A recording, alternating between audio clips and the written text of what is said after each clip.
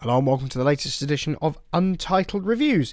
Now, if you go back and have a look on the channel, you'll see that one of the mice that I've given a rather high score has been Razer's newly released DeathAdder V2. It was newly released at the time.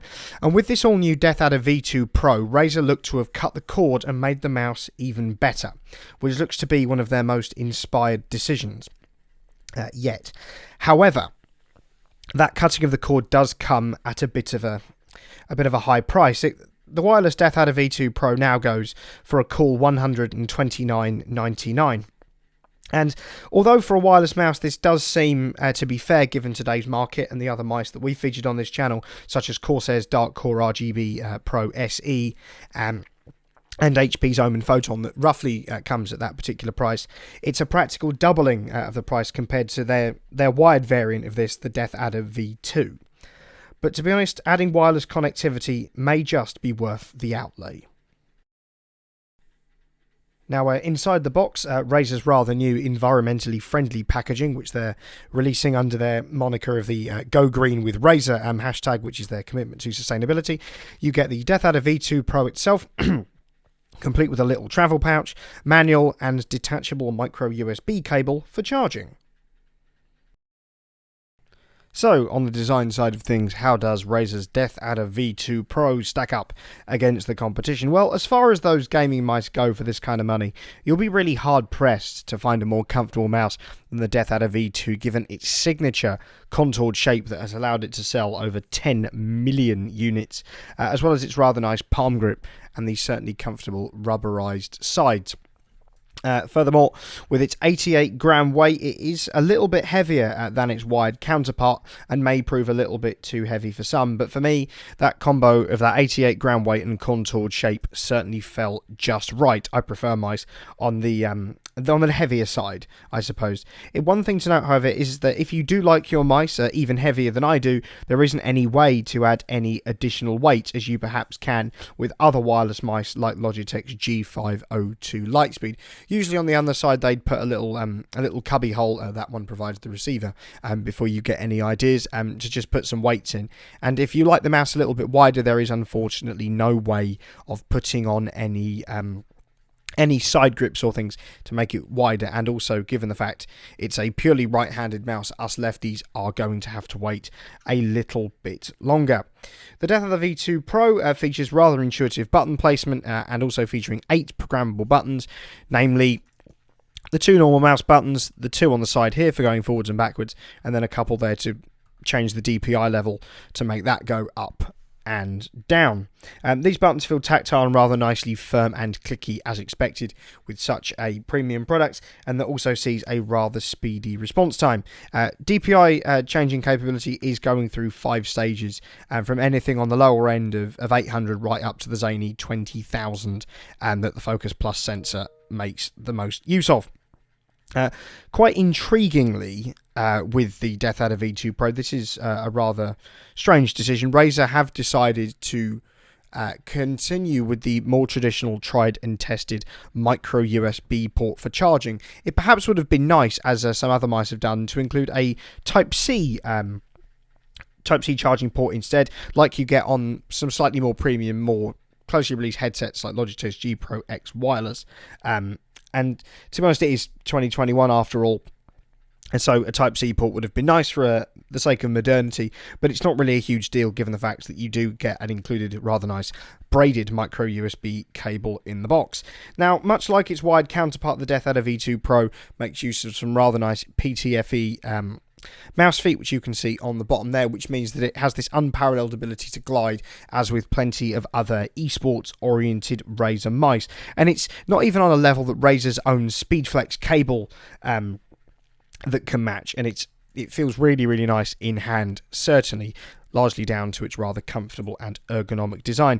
The DeathAdder V2 Pro is actually quite interestingly compatible with Razer's micro USB powered RGB charging dock that also works with other more premium wireless mice like their Basilisk Ultimate. So if the RGB lighting that the DeathAdder V2 Pro isn't enough for you, then you can shell out an extra few quid to get yourself a charging dock, as is portrayed by those little forks on the bottom where that would slot in rather nicely.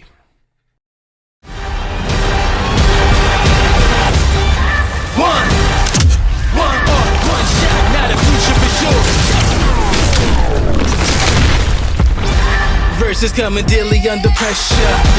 Working on applying the scheme. The true style trademark is at the edge of your dreams. I'm talking, yeah. One shot, now the future is yours. Now, on the performance side of things, it's certainly fair to say that Razer's Deathadder V2 Pro has it all. By way of its sensor, it continues in the trend of other premium mice from Razer in that it offers their 20,000 dpi Focus Plus sensor, which offers the perfect blend of speed and sensitivity designed for the more professional gamer. Moreover, it offers practically zero latency on either Razer's famed hyperspeed wireless connection or the fact it comes enabled with Bluetooth 5. Now, Razer do say that this hyperspeed wireless connection offers something that's 25% faster than other mice at this price point. However, you could argue that this is perhaps negated by its inclusion of the latest Bluetooth 5 technology. However, speed is also the name of the game when it comes to the switches that Razer have included with the Deathadder V2 Pro, with the fact that it offers their second generation optical switches that operate at the speed of light. It's certainly fair to say that this particular mouse is all about getting that competitive advantage, as is probably expected given that it's a mouse designed for the esports professional, and those even quicker switches may even go a long way. However, speed isn't necessarily the name of the game when it comes to having a poor battery life. Razer's Deathadder V2 Pro certainly doesn't. It's certainly got a rather great battery life, offering 70 hours on the hyperspeed wireless connection or 120 hours on Bluetooth, which is more comparable to some of the competition and some of Razer's other premium mice. I'm turning dreams into reality. In the lab with the formula and chemistry. The memories spark and motivate and make the industry shake. Put the bars in the brakes. I'm talking one chance that I was so close for the goal. It's one shot, now the future is yours. Let's go. It's also on the lighting side of affairs where the Deathadder V2 Pro retains its competitive advantage over the competition, despite only featuring the one lighting zone, namely the Razer logo that you can see cycling through a myriad of colours. At the moment, the lighting present on the Deathadder V2 Pro still retains Razer's classic sharpness, largely thanks to the fact it comes as chroma enabled, as a lot of other products in Razer's peripheral portfolio does now. Out the box, as you can see, the chroma lighting utilises this rather nice and pleasant colour spectrum that's certainly easy on the eye. However, when making use of Synapse 3, as we'll discuss in the next section, it is possible to make this mouse go entirely Pink Floyd, given the fact that you can customise the lighting in the software until your heart's content. Of course, it's really no surprise that Razer have decided to bundle one of their most tricked-out wireless gaming mice, namely this Deathadder V2 Pro, with their fantastic Synapse 3 software that really does help to unlock its potential as a properly bona fide gaming mouse. And in this little section, we're going to cover all the little bits that Synapse 3 can do for you if you decide to pick up this particular mouse. Of course, there are your more traditional options, so if you want to program pretty much any one of these buttons with a whole myriad of functions, from fiddling with keyboard functions to adjusting the sensitivity, programming macros, going things between devices, switching between profiles, lighting, enabling Razer's Hypershift functionality to give you that second layer of kind of programming ability, as well as to disable the entire button entirely and more, then there's the option as well. There's also the option here with the Deathadder V2 Pro to marry it with another keyboard or mouse. So, for instance, there's a nice little firmware update that you can do with this particular mouse that will allow you to put it together on one receiver with the likes of the Black Widow V3 Pro, forming one of the most formidable gaming yet rather expensive desktop sets around. All that would probably clock in at about 350 quid. So if you've got money to burn and want a gaming grade desktop set, then look no further. Of course, with the Deathadder V2 Pro and Synapse, there's the option to fiddle all the way with the sensitivity from everything all the way down from 150 right up to through 10,500 right up to 20,000 in 5 different stages. And as with any other gaming mice, there's the option to fiddle with the polling rate, anything from 125 to 1000, and also a handy dandy little shortcut for Windows mouse properties. In the lighting department, Razer once again have made use of their fantastic chroma lighting, and there's all your favourite options in here, from fiddling with the brightness to just adjusting with presets from anything from static to the fantastic audio visualizer, as well as fiddling with a myriad of colours. Or if you've got the time to burn, then you can use the integrated Chroma Studio to spend hours just getting that lighting just right. Or if you just want things off completely, there's the options to have it either when your display's turned off or if you're idle from between 1 to 15 minutes, which is also quite nice. There's also the option to fiddle with the surface and calibrate the DeathAdder V2 Pro for the surface that this particular mouse is used on, either automatically or manual. So just to make sure that you get all those incremental performance increases, that's available to you as well. Another string in Synapse 3's bow, if you like, to make use of the DeathAdder V2 Pro to the full.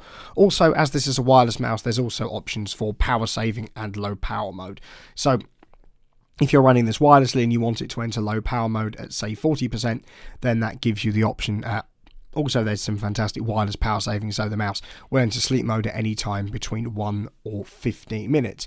And what this really means is that the DeathAdder V2 Pro, when married with Synapse 3, offers one of the most formidable and brilliant gaming packages around today.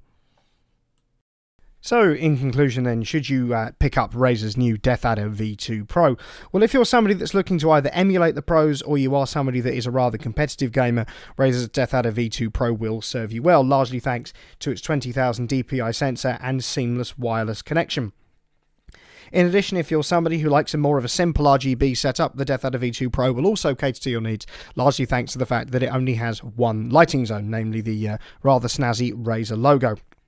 But it's not the mouse for those if you want somebody who likes full cosmetic customization. There are a myriad of other options, such as Logitech's G502 Lightspeed and Mad Cat's Rat DWS, even though that doesn't feature RGB lighting, that will cater to your physical needs.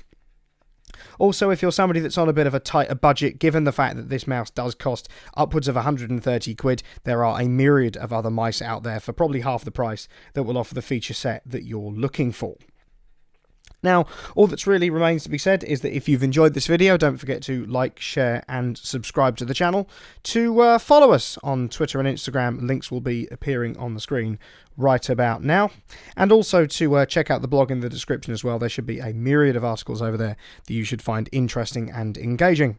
Also, another aside is that there's now a Teespring store where you can pick up some marvellous Untitled merch, be it if you're looking for t-shirts, mugs, sweatshirts, hoodies, wall art and whatnot. There's all the stuff down there, and Teespring do ship worldwide, which is absolutely marvellous. And also, if you like the kit that we feature in these videos, be it this Razer Deathadder V2 Pro mouse, or anything from the selection of keyboards, mice, headsets, and microphones that we've also featured on this channel over the last few months, then there'll be Amazon links down in the description to them where you can pick them up. So thank you very much for watching.